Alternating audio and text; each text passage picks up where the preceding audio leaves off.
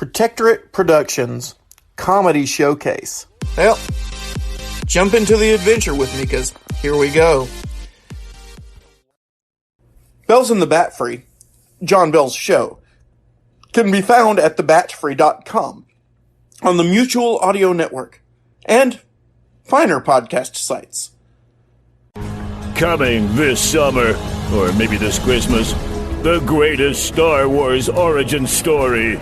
Everybody settle down. This board meeting will come to order right now. I am Glag Schnurg Harble, the president of R2's R Us. Enough talk! I really haven't started talking. We want results! And results we have. As you recall, after the disastrous rollout of the R2A series... This is our brand new R2A1.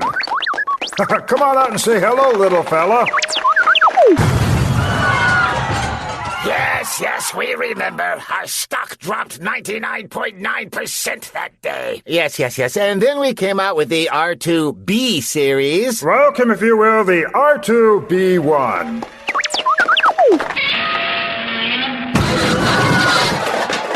Yes, we remember that too. We were all on the prison planet for 50 years. Then there was the R2C series. And now I present the R2C1 droid. We're still alive! Yes, oh yes, it seems like we have a winner this time. Let me show you some of the features of the R2C1 here. The top domed segment here unscrews. You can easily remove it to make repairs. Thus.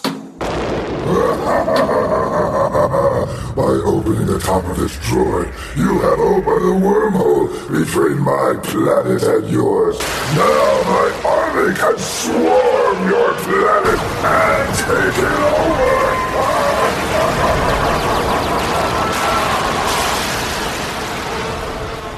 Yes, we all recall the devastation of the 200-year war. As do we all, but now we present the perfected R2D series. Here is R2D1.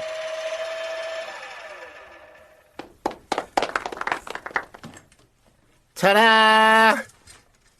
See, it's perfectly harmless. Poke it with a stick! I don't think that's necessary.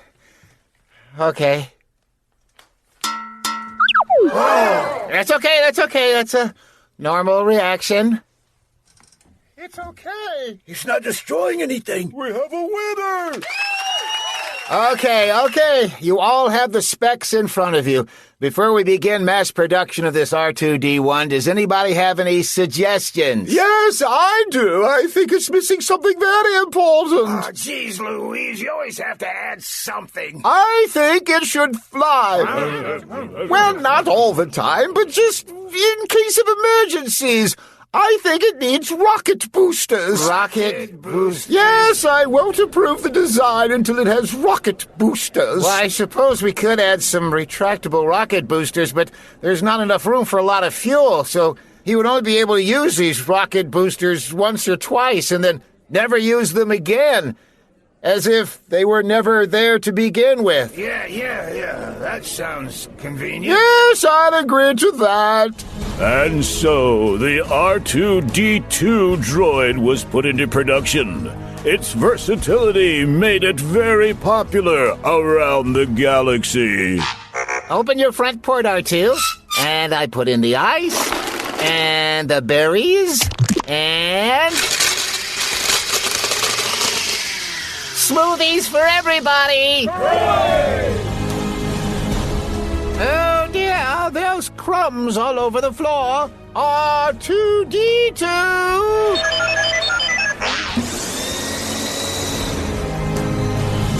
Hey, Uncle Glordsmith, look what I got. What is that, a rolling trash can or something? No, it's R2-D2. I got it used, and something's clogging it up here. Let's see if we can fix it. Oh, Oh, look, it's a pretty lady. He's saying something. Turn up the sound, turn up the sound. So help me, everyone, you know me. I can only hope. So help me, everyone, you know me. I can only hope. Hey, So help me, everyone. she keeps saying the same thing over and over again. If Skunky is it, fix it. Oh, let me give it a good whack on the side here. I can only... So help me, everyone, you know me. I can only hope that you think this cat video is simply hilarious. Hey, look, them cats is singing. I ain't never seen nothing like this. Some sort of black magic hoodoo. That's the funniest thing I've ever seen. It's a portent of dark force. Don't miss R2-D2, a Star Wars origin story, coming soon to a theater near you. Soon to be followed by the next great Star Wars origin movie, Little Georgie Lucas, The Early Years. Hey, Mom, can I play with some action figures based on popular movies? Georgie, you silly boy. There's no such thing. Hey, gotta check out Mike Williams. Here he is. Once you listen to him, then go over to Mike Williams Comedy over on YouTube. Please, if you have a water there, please enjoy that right there. All right. This morning I had a fellow said beforehand, and it made me feel bad because I brought water up to the platform. I imagine maybe your pastor had the water under the platform. I don't know, under the podium. But beforehand, he goes, I just don't think it's right. All these people bringing water and stuff into the church, I just don't think it's right. And that was his background. I understand. Everybody's right to their opinion. He said, it's not right. And again, you're in that comic mode. Have you ever said something and halfway out of your mouth you're trying to pull it back, but it's already so far that you can't stop the train? You know, he said, I just don't think it's right serving water and having it in the church. To which I blurted out, yeah, Jesus would have turned it into wine. And again, wrong thing to say. It was a joke. It was a joke. I don't think he stayed around for the service that morning.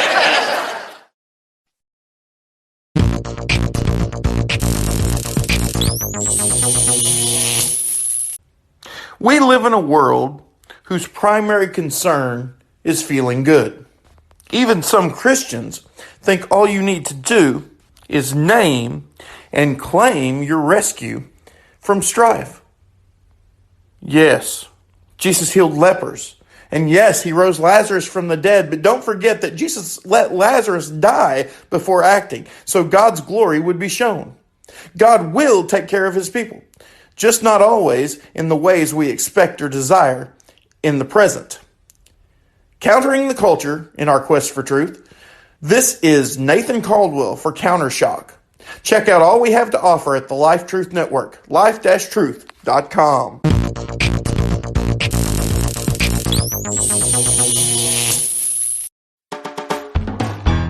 Hello, I'm James Kennison, and I host a clean-cut comedy podcast called That Story Show, where we put your hilarious real-life stories and anecdotes in the spotlight. In other words, you send in your stories, and we share them with the world. We tell stories about embarrassing moments, miscommunications, people trying to get into the wrong cars, silly things kids say, goofy stuff our pets do, stuff we can all relate to and laugh at. So listen and find out how you can send in your own stories to be read on an upcoming episode. Find That Story Show in Apple Podcasts, Spotify, your favorite podcast app, or just say, Alexa, play That Story Show. Hope to hear from you soon. Before there was That Story Show with James Kennison over at nlcast.com that stood for Nobody's Listening. Here's a clip from that old classic version of what is still a good show today.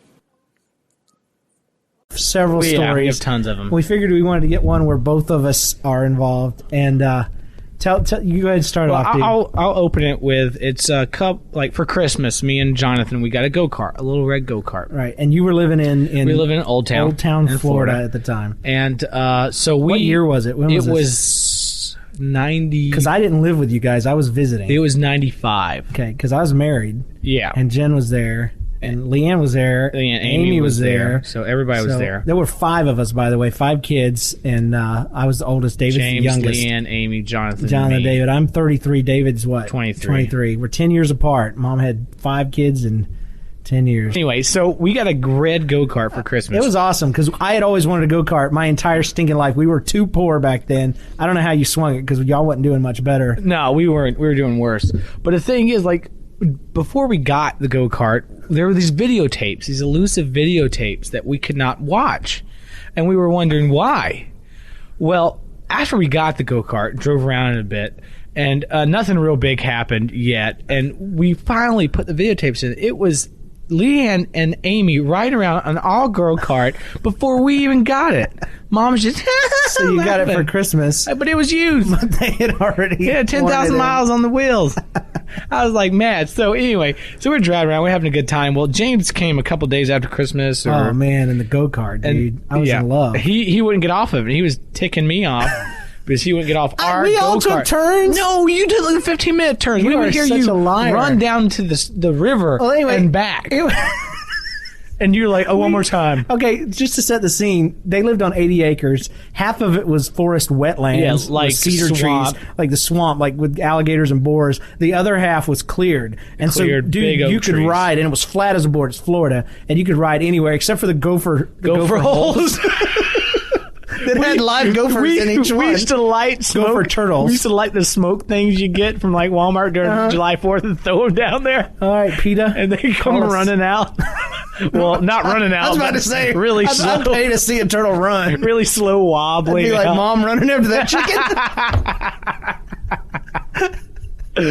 We only saw Mom run one time in our lives. This podcast is gonna suck rocks, I'm telling you, because we keep getting sidetracked. But we saw our mom run one time, and it was after a chicken that got loose in our yard. Where was it at again? That was in Yulee, Florida, dude. Okay, that's another story, though. Anyway, boom. So James, like, we had these. I got the go-kart finally. I remember it being that I didn't get a turn because you had the turn all day, but I was on the made go-kart. You pay for gas. I'm gonna tell my side of it because I was riding and I was wanting to be funny because I was riding up toward the group. My wife's there, my sisters, my brothers, everybody's there, and so I leaned back and cock my head to the side with my eyes closed, like I'm sleeping. Like I'm sleeping, but I've got my eyes slitted just enough to where I can see. And so I head toward this massive oak tree, just right at it. Yeah. It's the old tree swing, and I'm heading right toward it. And at the last minute, my plan was to veer off, which I did, but because my eyes were slitted, I failed to see the 3-foot root. I hit that root. I don't know how fast it was. Like go-kart you were goes. going like 30 something. It was in your fast. memory. I remember it was like 50 miles an hour, and I don't know how that root launched me as high as it did. So we're sitting there and we're watching him go by and we're giggling.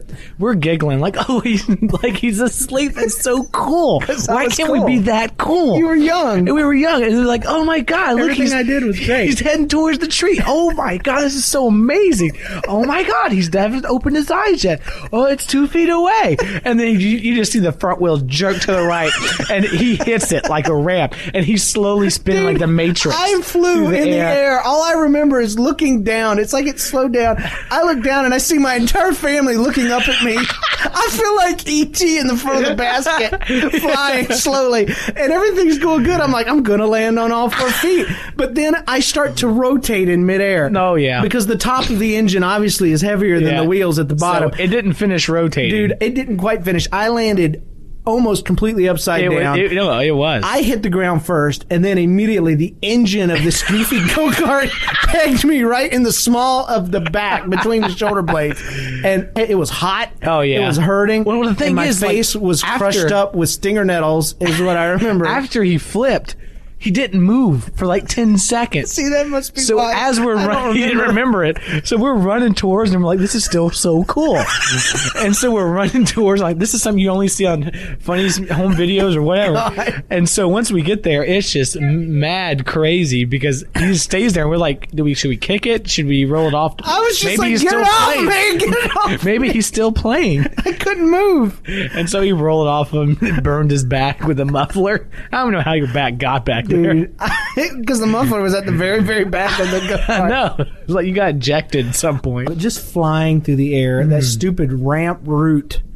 I don't even know how it would be possible for me to have got, because I've always been, I'm not fat, but I'm not a light dude. If you were riding that thing, I could imagine that thing jumping up in the swamp because you were a tiny guy. But the thing is that route was like, I don't know, God perfectly formed it, because on this side of the route to the left, it was like dirt all the way up to the tip of the route. On the other side, it was just like a straight drop. Right. So it was a ramp. I would have just gone off like an incline. But dude, I hit this ramp route and just flew, and it was, whew. It was good stuff. Good stuff. It was really funny, and eventually we ended up breaking the brakes or something. No, we hit a tree with the back left wheel, so it bent the axle. It's like wow, driving down the road. So Mom got it fixed one time. We did it again. Oh my gosh. Yeah. Well, dude, that's our story for today. I hope you enjoyed that. Yeah. And here's this week's old time radio moment, brought to you by the Retro Radio Podcast and Keith Heltsley. And now, ladies and gentlemen, the mighty Allen players, whose notices after last week's performance were suppressed in 364 family newspapers throughout the country, take another chance. Tonight they offer a satire on big business. It's called Dr. Scollop's Quandary. Or, it was the Institute of Private Opinion's last check, and it bounced. Atmosphere, Peter.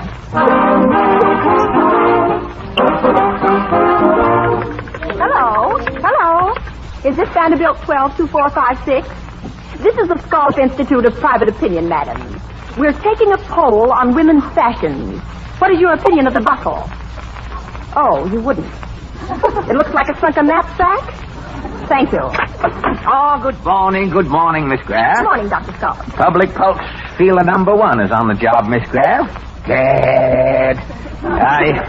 I hate to put my muddy shoes up on that clean mahogany desk. How did your shoes get so muddy? I was chasing the man in the street, and he ran up an alley. But that's life in the survey game, Miss Graff. I've got to pry into people's private lives to find out what America thinks. Get me a number. What number? Any number. Yes, sir. I always call a preview number to warm up my questioning technique for the day's work.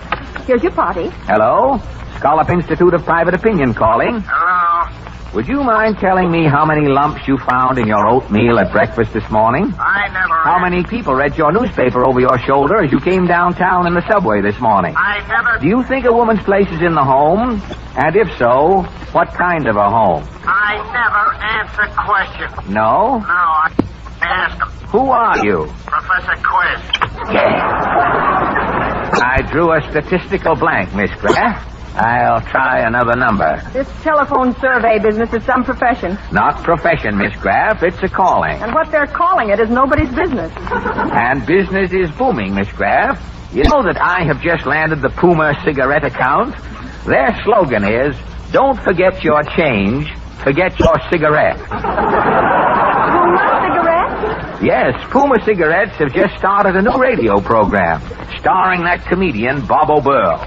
Now, I'm starting a survey on O'Burl's popularity and a coincidental check on Puma cigarettes. Shall I start calling? As soon as I finish this unfinished business here on the... What's this graph running down the front of my coat? Your fountain pen is leaking. Oh, so it is. Remind me to blot myself later. Yes, sir. Did you put through that survey on hamburger preference?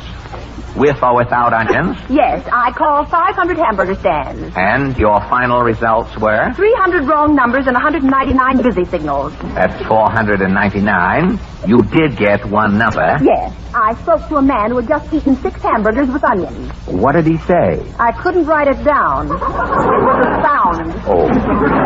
We should have taken a recording. It was obviously a departed calorie voting its approval. Come in. Hello, Soap. Yes, sir. Who am I? You want a survey taken to decide? No, quit kidding. But I'm Bob O'Burl, a radio comedian. Yes, sir. You've just started on the Puma cigarette program. That's me, yes, sir. What brings you here, O'Burl? Well, I hear you're taking a poll on my radio popularity. That's right, O'Burl. Yes? The Puma Cigarette Company is spending $100,000 to find out if America is really listening to your program. Yeah? Your job depends on the Dr. Scollop survey, O'Burl. Yeah? The Scollop Institute of Private Opinion is at work this very moment. Yeah? Yeah. How am I doing, Doc? I'll check up for you. Clunk, Vice President in charge of radio, darn it, speaking. What are the figures on Bob O'Burl as of this very minute, Clunk? Total phone calls, 2,000, Chief. Tentative results? 1,998. Always listen to him. And the other two? One party was deaf, the other was a sponsor. Check, Clunk. Chief? Well, how am I doing, Doc? Phenomenally, O'Burl. Yeah? You are compiling the best record my institute has ever polled. Thanks, Doc. Well, I'm off to see a guy who's got the measles. I'll be back in a flash with a rat. If America likes that guy, it's time the Indians took over again. The Scollop check is foolproof, Miss Graff. The nation is Burl-minded. Hit me any number at random. Yes, sir. I'll prove the public likes Bob O'Burl. Here you are. Hello? Shirley Greenspan's residence, Mademoiselle Greenspan responding. So much no. This is the Scollop Institute of Private Opinion, madam. You like Bob O'Burl? Small, you are catching the wrong number, boy. Who is this? I'm not telling you who is this, and you are telling me who is that. This is the Scollop Institute. So nothing is wrong with mine, Scollop. I got the full head here, thank you. No, madam.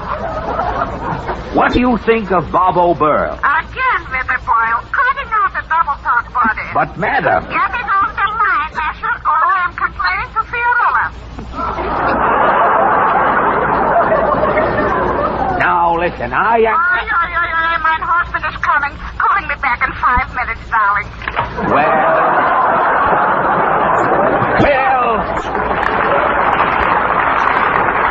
Well, I'll be... Shall I send you a memo confirming it? That's what I get for interfering in Clunk's department. What's this note here on my desk? It's a memo from the wristwatch king. Pullover? Yes. He wants to know the results of your survey on dunking. Oh, yes. Pullover is designing a coffee-proof wristwatch for habitual dunkers. He wants a nationwide check on dunkers' habits. Take down these messy statistics, Miss Graff. Yes, sir. Composite conclusion, 62% of all Americans dunk. Check. 18% are neat dunkers. They hold a spoon under their crullers to catch the seepage. 12% are sloppy dunkers. They wring their donuts out after dunking. Get these figures right off to Pullover. Yes, sir. Hello, Soap. Yes, sir. Now, what is it now, O'Burl? I am a busy man. I know, Doc, but how about this popularity poll? It's got me worried. Now, these semi-minute checks are highly irregular, O'Burl, but I will, in this instant, call again. Yes, thank you. And Clark speaking. Still Vice President in charge of radio, pending angina pectoris. Now, before you are stricken, Clunk, what is the flash report on Bob O'Burl? I'm still calling, Doctor. Yes? Last 500 phone calls unanimous. Everyone crazy about Bob O'Burl. It's staggering. You are? No, it is. Oh. Okay, Clunk. Okay. Gad O'Burl, you're a vogue. Yeah? If these figures continue, you'll pass the fireside chats any minute. Well, I'm off to visit my drunken uncle. He's an awful stew, and I do mean stew. Well, he certainly killed him. And the sooner the better. Get me a number, Miss Graff. Yes, sir. I have got to check on the public's reaction to the Puma cigarette. Ready, sir. Hello? Yeah? The Scollop Institute calling, madam. Yeah? Have you tried the new Puma cigarette, madam? Yeah. What is your opinion? There's so many syllables in Puma. Take off the M.A. and what have you got? P.U. That's my opinion. Why, you of all these... This is what... Why, that wrong number. I'll find someone who likes Puma cigarettes if I have to start smoking them myself. Who is this? Where is Dr. Scullop? Faulkner Q. Pingree.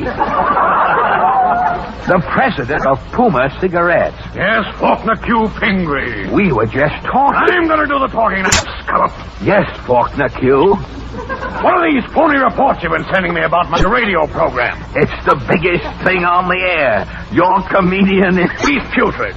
I've asked all my friends about this Bob O'Burl. None of them can stand him. Now, you're wrong, Mr. Pingree. Our phone survey gives Bob O'Burl 100% rating. Your surveys are the bunk. Figures don't lie. Scullop, our contract is canceled. But I can prove that people are listening to O'Burl, Mr. Pingree. My assistant Clunk has been phoning radio owners all day. You've got to show me, Scullop. I can show. I'll show you Clunk's results, Mr. Pingree. Well, make it snappy, Scullop.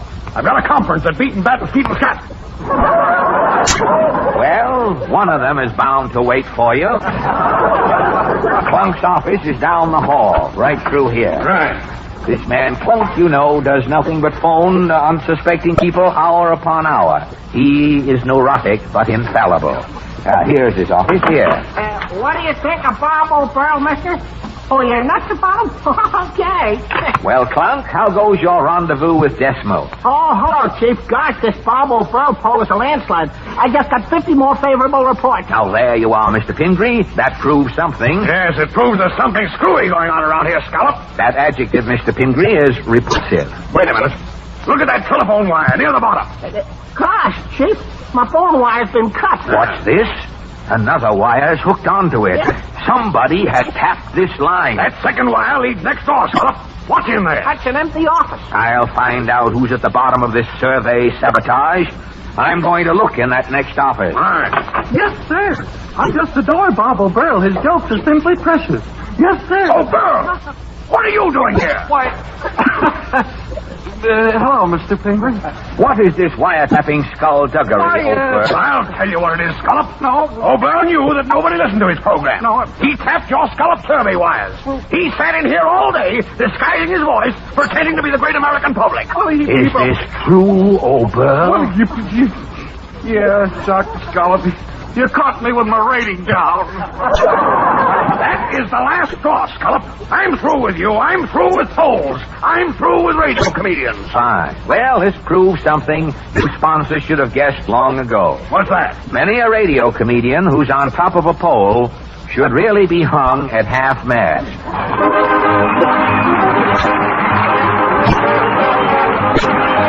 Clean up this tub right here, so it's It's the other brother's unplugged.